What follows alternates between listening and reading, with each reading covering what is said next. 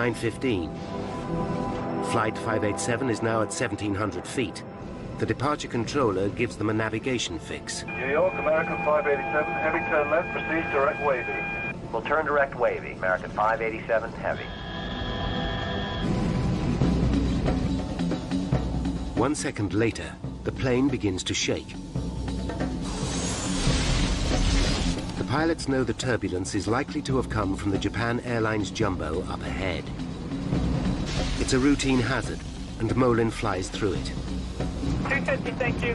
The captain increases the speed of the plane to 250 knots, the maximum allowable at that height.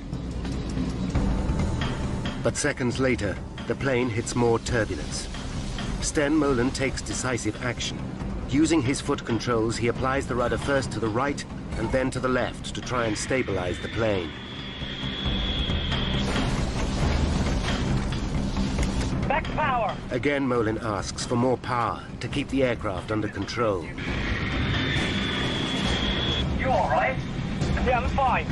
Hang on to it. Hang on to it. Full power, please.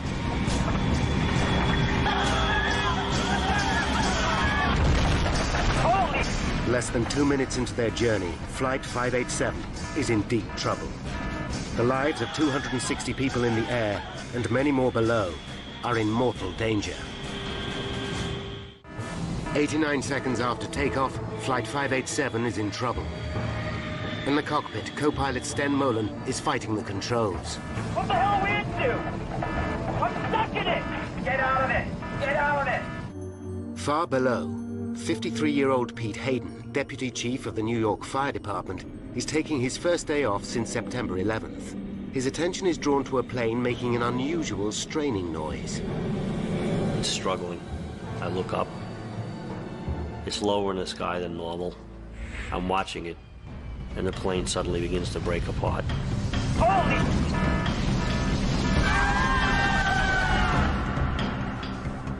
I see the back part of the plane behind the left wing break open.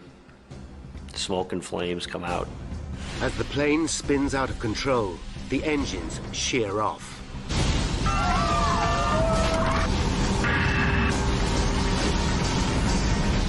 Mark Shaw, still trying to wake his son, also hears the plane. And I think that it sounds just like the Concorde. Come on, Jason. I know you have a doctor's appointment today. Come on, get up. The house starts to shake.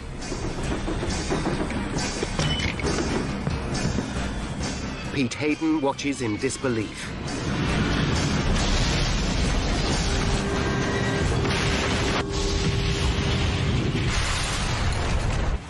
At 9:16 and 15 seconds, Flight 587 slams into the ground.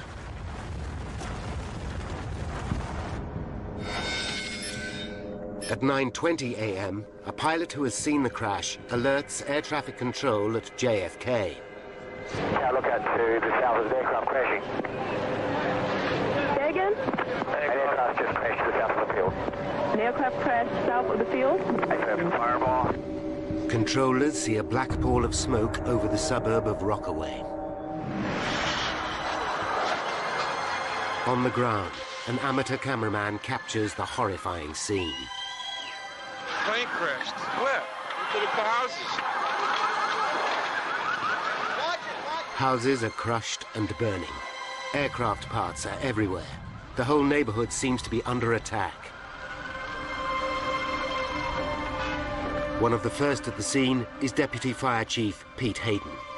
There are bodies everywhere, all over the streets, in the yards. Some victims still strapped into the seats of the airplane.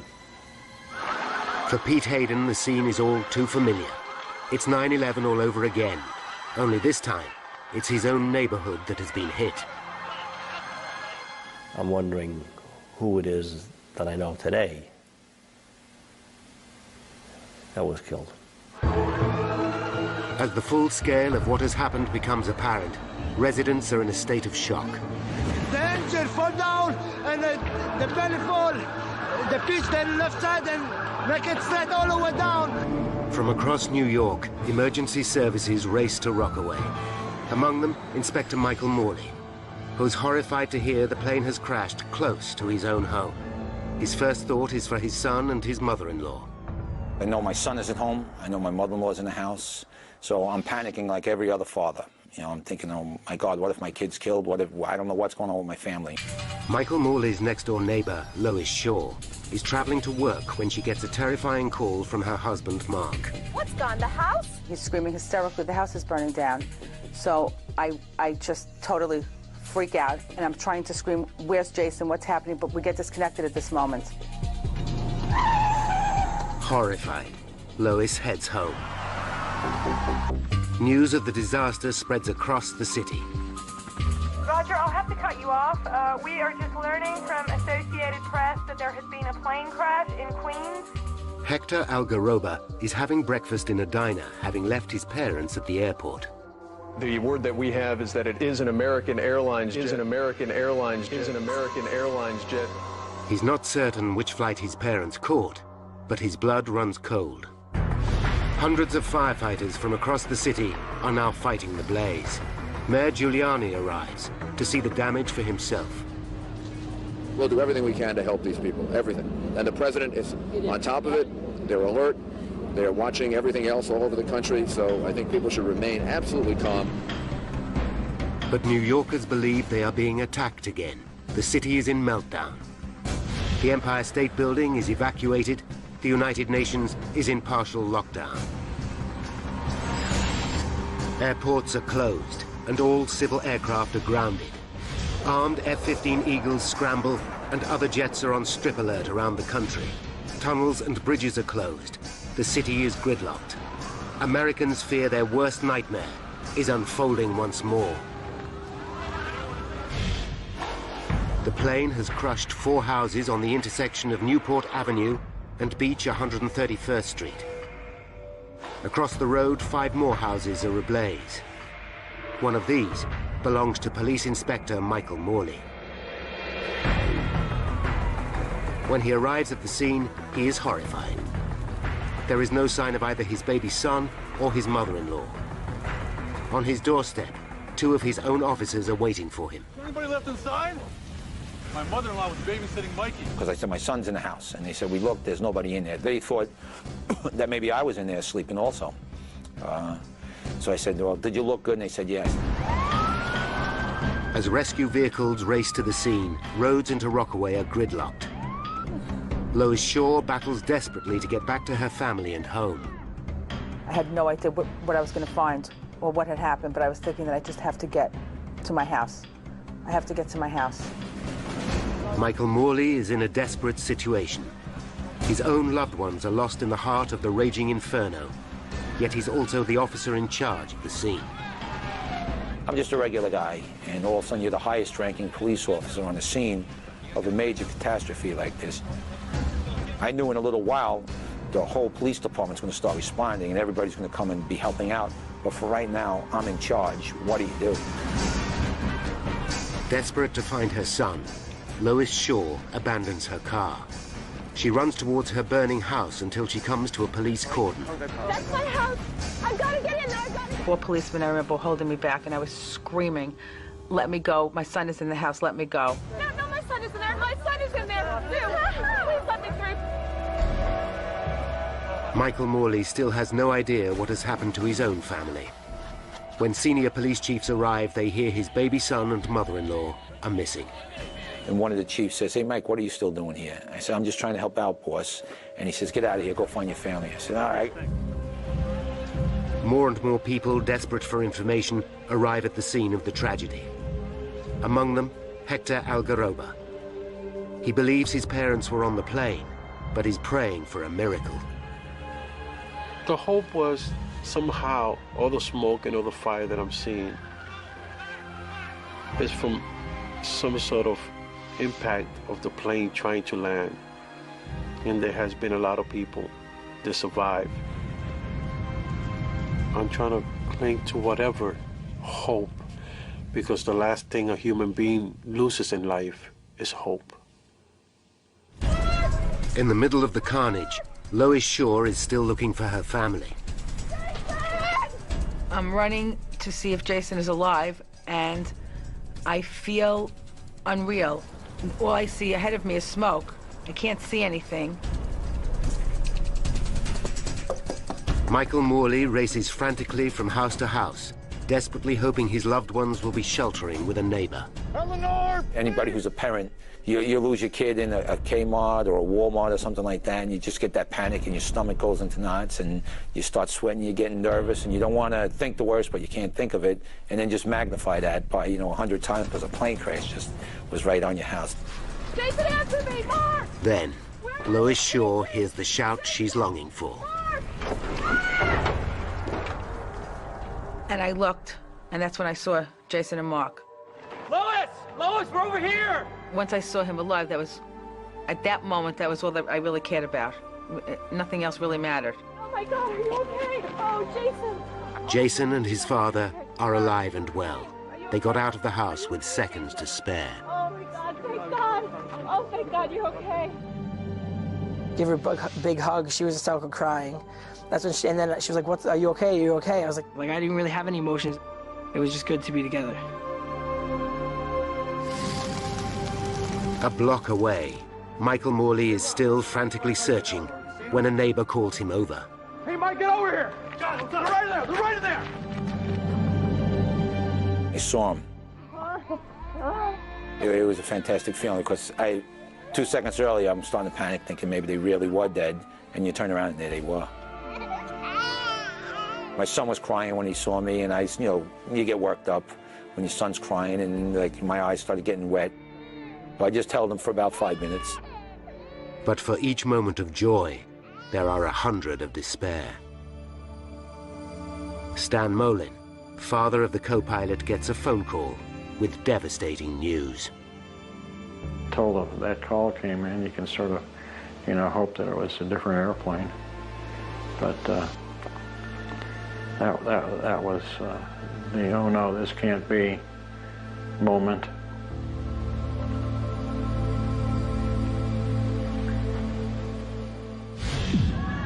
In the Dominican Republic, relatives expecting a family reunion at the Santo Domingo airport are suddenly confronted with an appalling reality. Their loved ones are dead.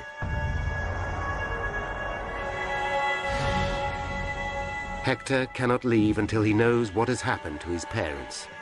He waits, hoping desperately. With the fire under control, the body count and identification of victims is underway. Mayor Giuliani holds a press conference. We have so far recovered 132 bodies. And as the governor said, there were 255 people and crew members that were listed on the manifest. And I want to again express my sympathy and condolences to everyone involved. After the announcement, Giuliani meets the bereaved families and personally gives Hector the news he is dreading. He hugged me and gave me his condolences by telling me that my parents were on that flight.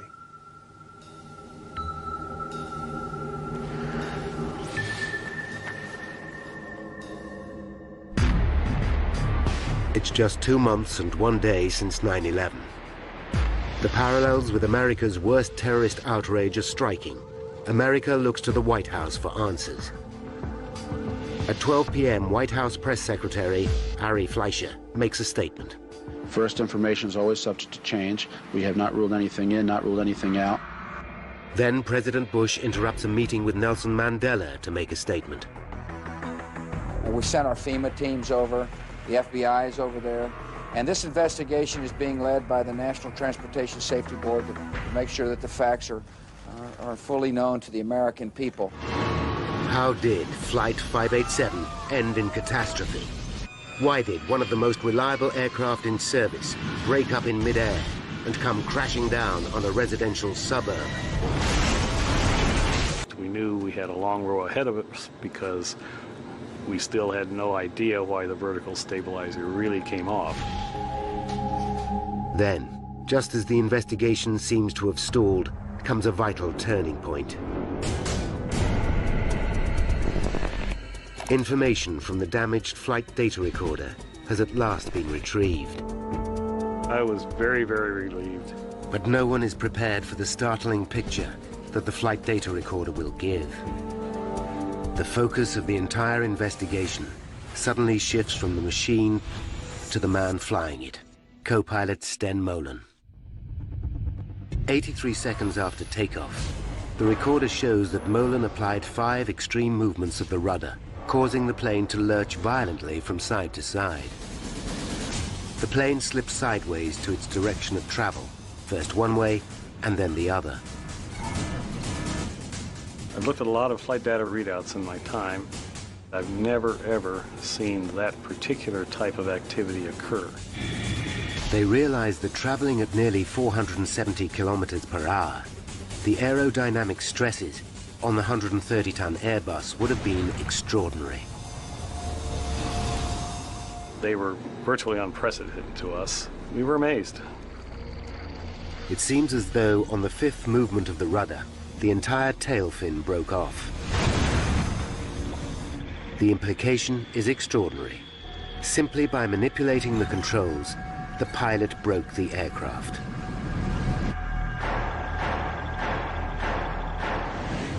The NTSB is so concerned, they take immediate action. On February 8th, 2002, they issue a special warning to all pilots of this new danger. But the board have yet to prove that the tail came off simply due to aerodynamic forces. Many pilots doubt that such a thing is possible. The only way to be sure is to run detailed computer simulations, a process which could take months to perform. If the theory is right, then the idea that a terrorist plot must be behind the tragedy can finally be laid to rest. Benson now faces a new and disturbing mystery. Why did the pilot act in this way? Investigators believe they are close to uncovering the cause of the tragic crash of Flight 587. The flight data recorder shows that the co-pilot, Sten Molen, applied 5 rapid inputs to the aircraft's rudder pedals, which could have overstressed the tail fin, causing it to break off completely. Now the question is, why would he do such a thing? They listen again to the cockpit voice recorder. We're supposed to be 5 miles by the time we're airborne. One possible theory is wake turbulence. Wake turbulence is all too familiar to accident investigators. It's a region of spinning air left behind as a plane passes. These vortices can sometimes turn a following plane upside down. But the team quickly realized that this cannot be the cause of the crash. The turbulence was not strong enough to seriously affect a plane the size of the Airbus. The bigger the airplane, the less effect wake turbulence has on it. The A300 is a pretty big airplane.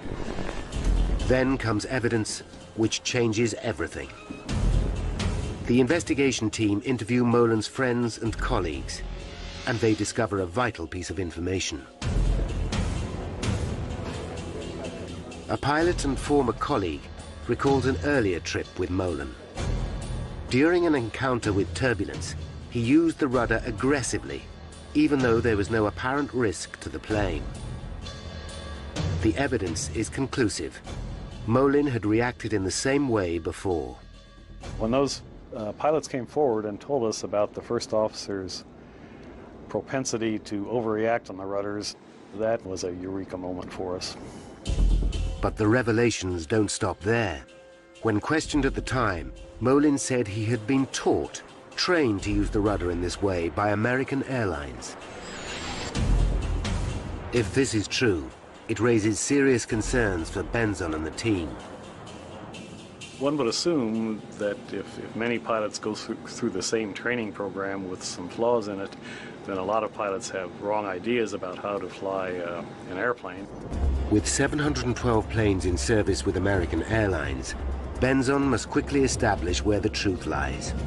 The airline confirms one of their programs does indeed teach pilots to use the rudder to recover from unusual situations, as seen in this training video. And if you don't put that rudder in, what's going to happen? When you get to this portion of the roll, she's going to slice out just like that.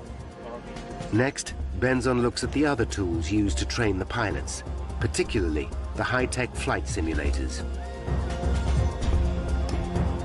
Here, pilots are taught to react to a range of emergencies, including wake turbulence.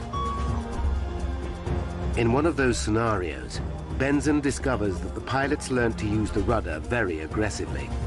The flight simulator program had even been altered to encourage the use of the rudder, particularly when the plane was banking to the right or the left. Airbus themselves had already written to the airline saying this practice was a cause for concern. The classroom work told pilots that it was permissible to use the rudder to escape from unusual attitude situations.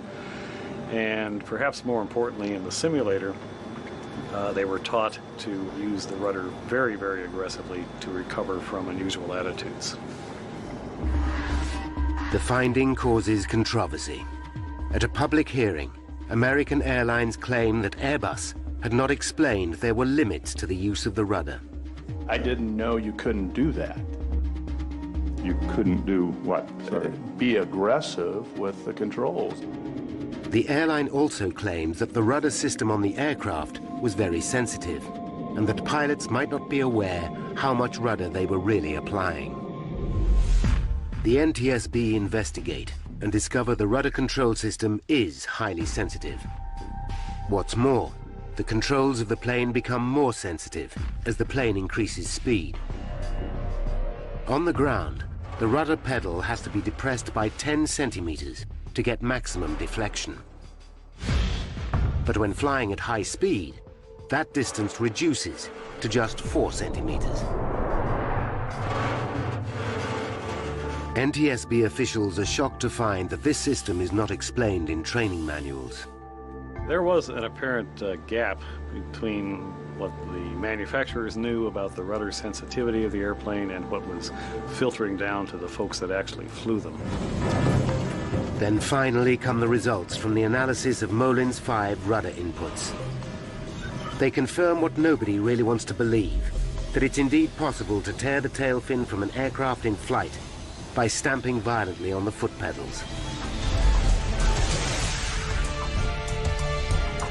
Now Benzon and the team can see exactly what happened to Flight 587.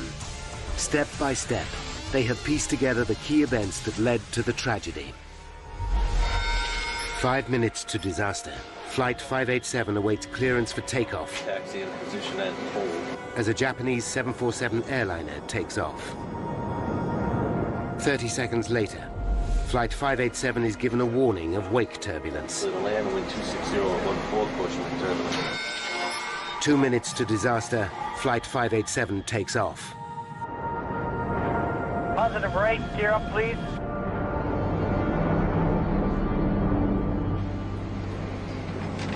One minute to disaster, 587 encounters turbulence for the first time. Sten Molen flies through it. 30 seconds to disaster, 587 hits a second, larger wave of turbulence. The plane is now banking to the left, reminding Molen of his simulator training. Rudder movement. Not realizing how sensitive the rudder system becomes in flight, Molen stamps on the pedal, causing maximum rudder deflection. The plane swings violently to the right, placing enormous loads on the tail fin. Investigators believe that an astonished Molen thinks that the plane is reacting to the wake turbulence.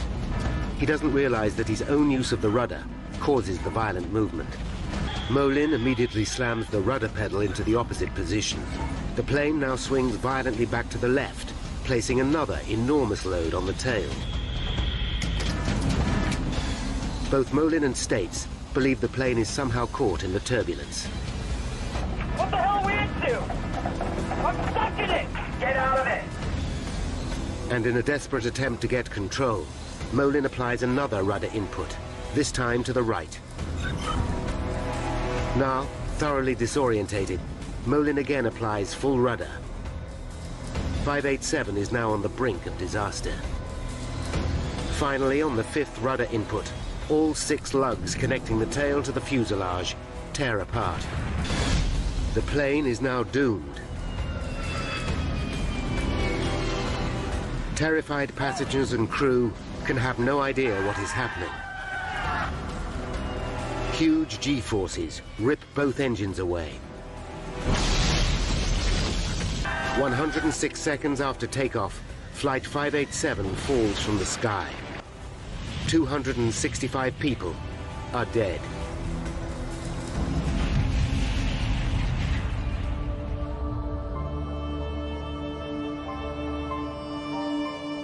Important lessons have been learned from the tragedy. Airbus have issued a bulletin reminding pilots how to use the rudder, and American Airlines have modified their training program. Together with the NTSB, the aviation industry has moved to ensure that such a terrible accident will never happen again.